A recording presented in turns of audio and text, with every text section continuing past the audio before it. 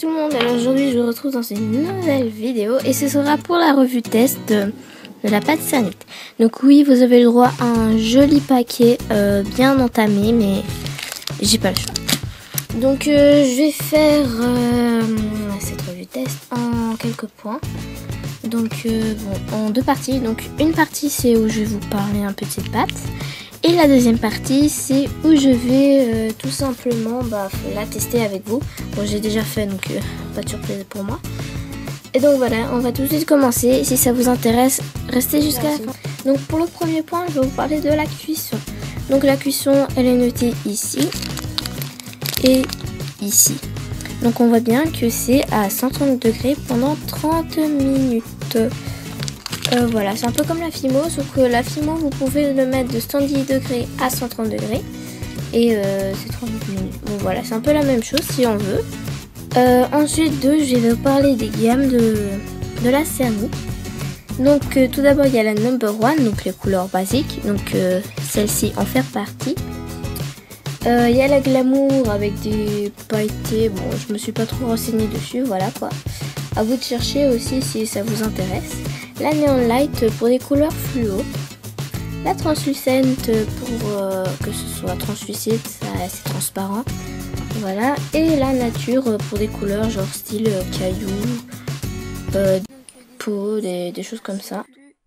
Du coup, je suis obligée de faire en voix off. Donc la troisième partie, c'est que je vous parlais si la couleur change après cuisson. Je n'ai que cette couleur, je peux vous en dire que dessus. Et on peut très bien voir tout de suite que ça a vraiment fonci. Pour avoir vraiment une couleur lilas, je vous conseille la couleur en Fimo, tout simplement, qui se trouve en effet dans les couleurs pastel 405 ou numéro 505. Quelque chose comme ça. Donc je m'en excuse, ça a coupé. Hein, je sais pas, ça n'a pas pris le son, mais tout de suite vous aurez le son. Ne vous inquiétez pas. Voilà.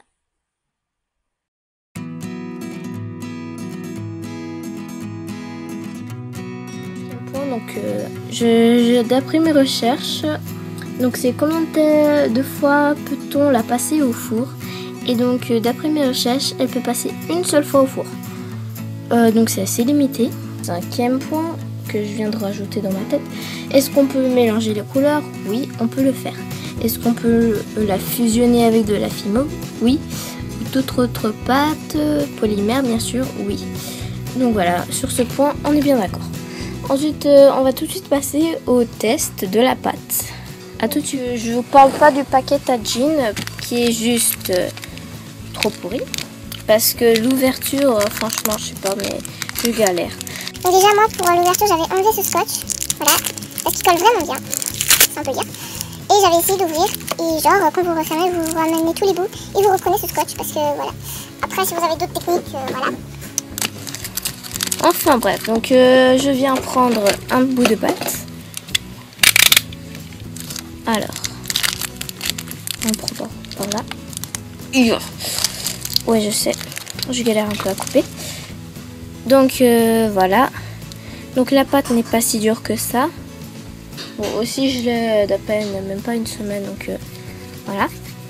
Et on est en été, donc la pâte est peut-être plus molle que de la température. C'est aussi possible. Donc déjà elle est bien.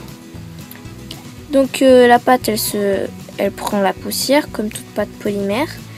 Elle prend les empreintes de doigts.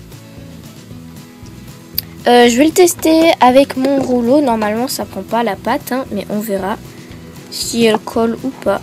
Donc non, elle colle pas, donc je sais même pas en quelle matière c'est fait, hein. Allez savoir. Voilà, elle fait pas trop chewing-gum, aussi un peu quand même. Allez, elle fait même trop chewing-gum. Les gens, je sais pas, mais là ça fait au moins 1 mètre de chewing-gum que j'ai fait. Bon. Voilà, elle est vraiment chaude, je pense. Hein.